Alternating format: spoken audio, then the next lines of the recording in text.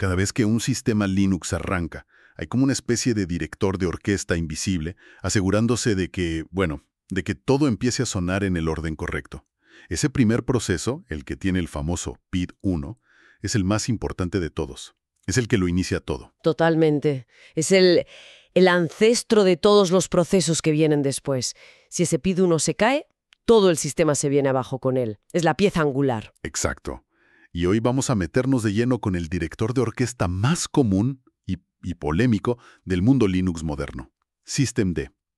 Es increíblemente potente. Está en todas partes, desde servidores de empresa hasta en la Raspberry Pi que tienes en casa. Pero también es una de las piezas de software que más debates ha generado en la comunidad. Sin duda. Su llegada fue un antes y un después. Para muchos, una modernización necesaria. Para otros, casi una traición a los principios fundamentales de Unix. Pues ese es el reto de hoy.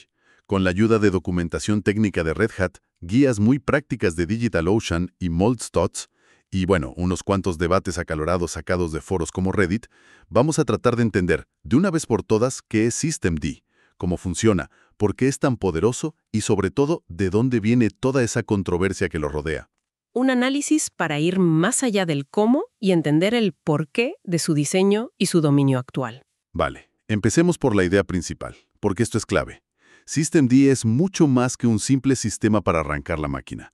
Las fuentes lo describen casi como una plataforma o una capa de sistema que se sienta entre el kernel de Linux y las aplicaciones que usamos. Lo que es fascinante aquí, y es la raíz de todo, es su alcance.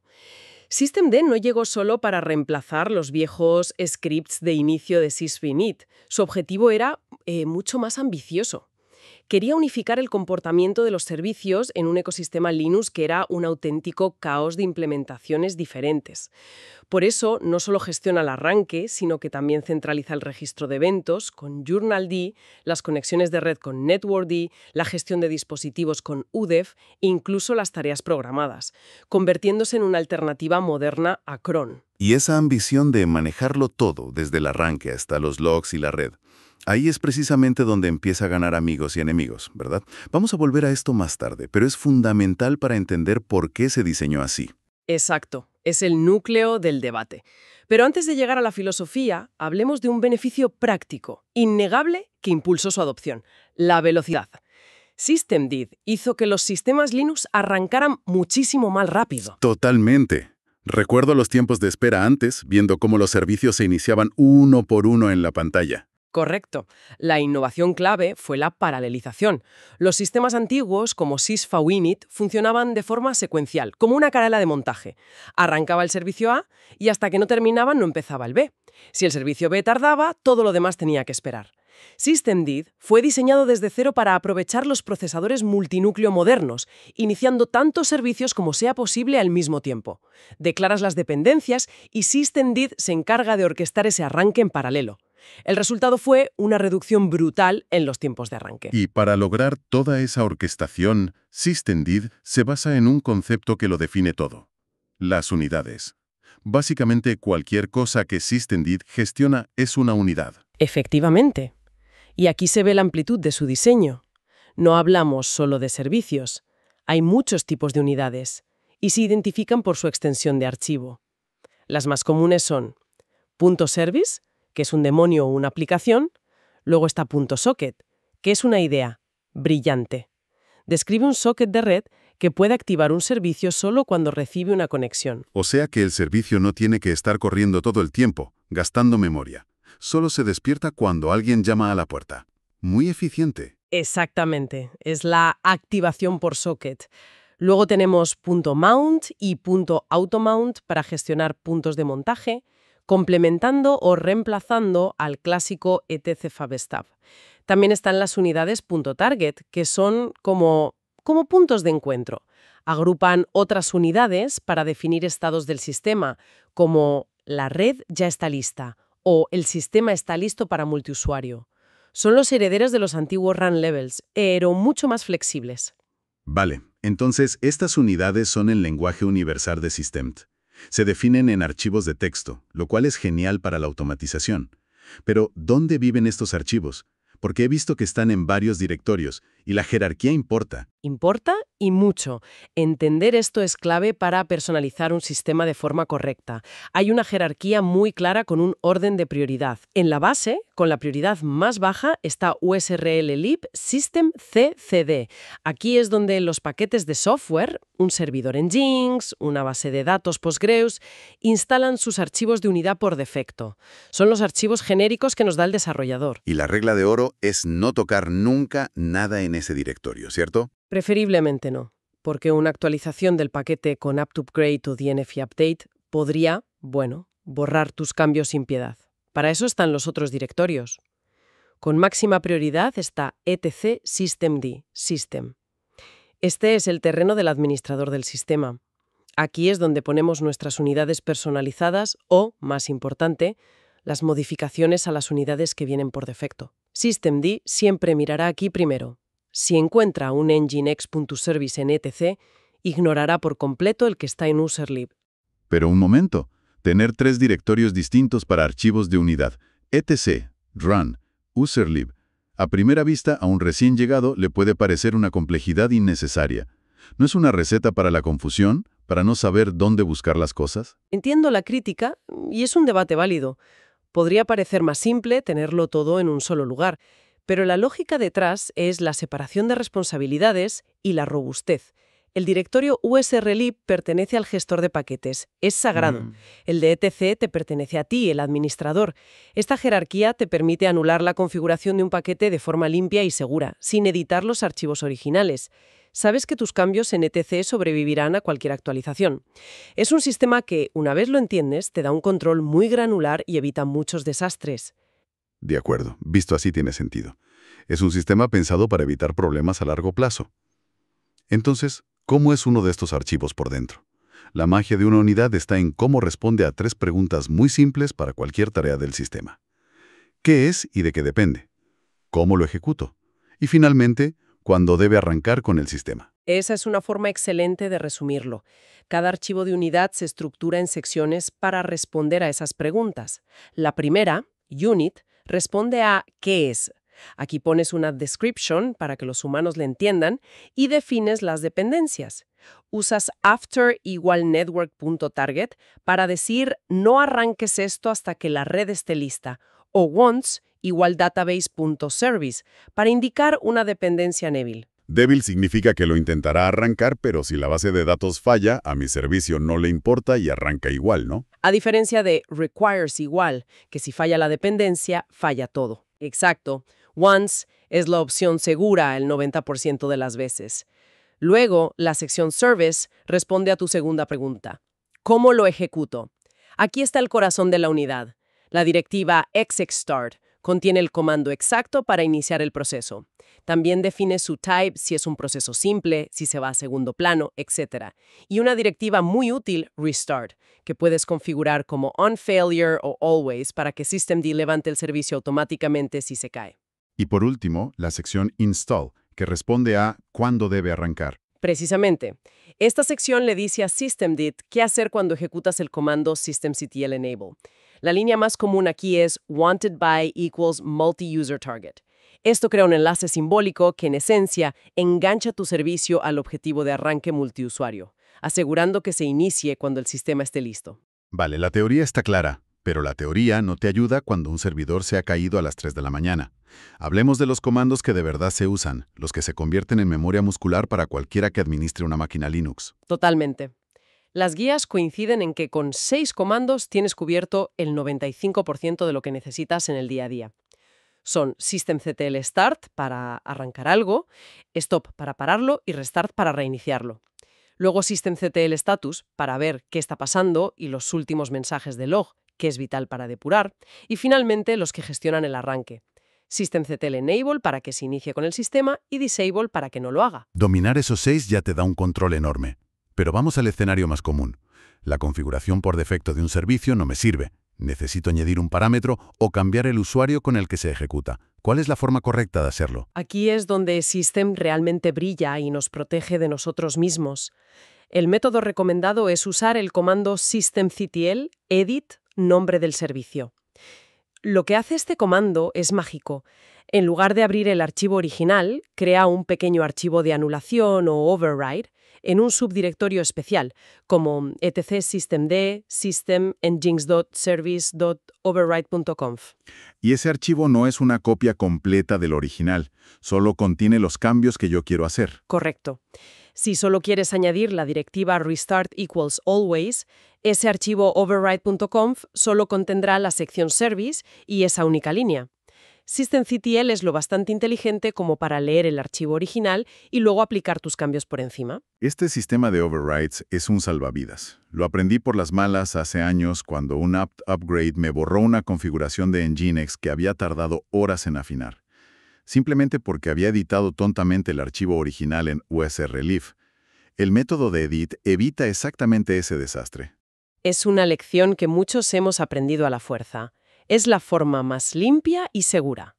Si el paquete original se actualiza con mejoras de rendimiento o parches de seguridad, esos cambios se aplican y tu pequeña modificación se mantiene intacta por encima. La otra opción, con Systemctl Edit Full, te da una copia completa en etc., dándote control total, pero con el riesgo de que te quedes con una versión congelada que nunca recibirá actualizaciones del paquete. Entendido. Y hay un paso absolutamente indispensable después de hacer cualquiera de estos cambios. Un comando que creo que es un rito de iniciación para todo administrador de sistemas, olvidárselo al menos una vez. El famoso systemd daemon reload. Sí, creo que todos tenemos una historia de pasarnos una hora depurando un cambio en un servicio para darnos cuenta de que habíamos olvidado ejecutar ese simple comando. Tienes que decirle a systemd que su configuración en memoria está obsoleta y que tiene que volver a leer todos los archivos del disco. Sin eso, tus cambios simplemente no existen para él. System tiene más trucos en la manga. Uno de los más potentes, que mencionan varias guías, es su capacidad para reemplazar por completo los trabajos cron tradicionales con algo más moderno. Sí, los systemd timers. Ofrecen ventajas claras sobre cron. Para empezar, su integración con el registro, con journald, es nativa, lo que hace que depurar una tarea fallida sea infinitamente más fácil. Y puedes establecer dependencias complejas como ejecuta este backup solo si la red y la base de datos están activas. Algo que con cron es mucho más complicado. ¿Y cómo funcionan? No es una sola línea en un cron tab, es un poco más estructurado. Es una estructura de dos partes, muy modular. Primero, creas un archivo .service normal que define qué tarea quieres ejecutar, por ejemplo, un script de copia de seguridad. Luego, creas un archivo .timer con el mismo nombre que define cuándo se debe ejecutar. Dentro del .timer, la directiva clave es onCalendar. Puedes usar expresiones simples como daily o weekly o formatos mucho más específicos y legibles como mon/09.00.0, que es todos los lunes a las 9 de la mañana. Una vez creados, simplemente habilitas e inicias el .timer y él se encarga de despertar al .service cuando toca. ¿Y cuando las cosas van mal? Un sistema tan complejo tiene que tener buenas herramientas de diagnóstico. Por supuesto. La herramienta central es el journal. Con journalctl-u, nombre del servicio, filtras todo el ruido del sistema y ves únicamente los registros generados por esa unidad. Es increíblemente útil. El propio systemctl status ya te muestra las últimas líneas del log, que a menudo es suficiente para un diagnóstico rápido. Y para problemas de rendimiento en el arranque, hay una herramienta que es casi como hacer trampas. ¿Te refieres a systemd analyze blame? Es un comando fantástico. Lo ejecutas y te saca una lista de todos los servicios que se iniciaron, ordenados por el tiempo que tardó cada uno. Te permite identificar cuellos de botella al instante. Si ves que un servicio está tardando 20 segundos en arrancar, ya sabes exactamente por dónde empezar a investigar. Claro, y ahora que lo dices, lo entiendo mejor. He usado systemd analyze blame docenas de veces, pero nunca lo había conectado con esa idea central de la paralelización que mencionaste al principio. No es solo una herramienta para ver qué va lento, es una ventana directa para ver si la promesa principal de systemd, la de arrancar en paralelo, se está cumpliendo de verdad en tu máquina. Es una conexión perfecta. Te muestra la ejecución de esa orquestación en la práctica. Muy bien, vamos a meternos en el barro. Systemd parece increíblemente capaz. resuelve problemas reales de lentitud e inconsistencia que Linux arrastraba durante años. Entonces, ¿por qué es tan odiado por una parte de la comunidad? ¿De dónde viene todo ese debate tan visceral? El núcleo de la controversia es un choque frontal con la filosofía Unix. Una filosofía que ha guiado el desarrollo de software durante décadas y que se puede resumir en haz una sola cosa y hazla bien. Las herramientas deben ser pequeñas, modulares y que se puedan combinar unas con otras. Y systemd es todo lo contrario a eso. Para sus críticos, sí. Lo ven como un monolito, una caja negra, que ha absorbido funciones que antes pertenecían a docenas de herramientas distintas y simples. Maneja el inicio, los logs, la red, los timers, las sesiones de usuario. Lo acusan de feature creep, de ir añadiendo más y más funcionalidades que se alejan de su propósito original de ser un sistema de inicio. Aplicaciones, incluso las más simples, acaban dependiendo de algún componente de systemd. Y ese es un argumento muy potente desde la perspectiva de la pureza filosófica de Unix. Sin embargo, hay una contraparte igualmente fuerte. Los defensores de systemd argumentan que el ecosistema de Linux estaba peligrosamente fragmentado. Antes, si eras desarrollador, tenías que crear y mantener scripts de inicio diferentes para Debian, para Red Hat, para Arch. Era un infierno que frenaba la innovación. Y systemd llegó para estandarizar todo eso. Precisamente. Proporciona una API estable y un formato de unidad único que funciona en casi todas las distribuciones importantes. Esto simplifica enormemente el trabajo de los desarrolladores y los administradores. Argumentan que no es un monolito, sino una suite de componentes bien integrados que ofrecen una base sólida y moderna sobre la que construir un sistema operativo. Así que al final es un choque ideológico. Por un lado, la simplicidad y modularidad de la filosofía Unix. Por otro, la conveniencia y estandarización que ofrece la integración. Exacto. Esa es la teoría. Pero tú has estado ahí, en las trincheras, administrando sistemas antes y después de systemd. Desde un punto de vista práctico del día a día, ¿crees que el cambio valió la pena? Es una gran pregunta. Y siendo honesto, a pesar de que a veces extraño la simplicidad de antes, la respuesta es sí. La capacidad de tener un archivo .service que funciona igual en Ubuntu, Fedora o Arch, sin cambios, es una ventaja enorme.